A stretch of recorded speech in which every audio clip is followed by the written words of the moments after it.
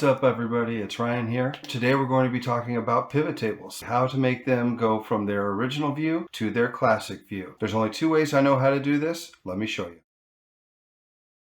The first way to get your pivot table to look like the classic view is to right-click, go to Pivot Table Options, go to Display, and click Classic Pivot Table Layout. Click OK. You'll see that this has changed to the classic view. Each of these is totaled, which makes it hard if you're going to do analysis on the pivot table. Right-click on the total and uncheck Subtotal Title. Each record has its own row, and you'll be able to do the analysis that you want. There could be two reasons for you to do this. One is if you're doing analysis on the pivot table itself. The other is if you're looking for something a bit more classic.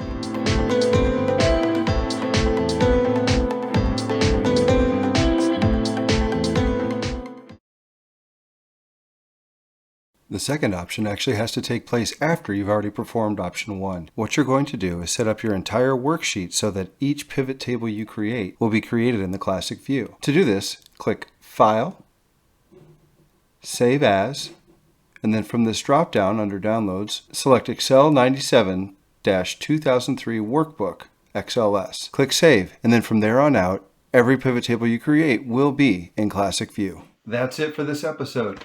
Thank you for watching. Please remember to like and subscribe.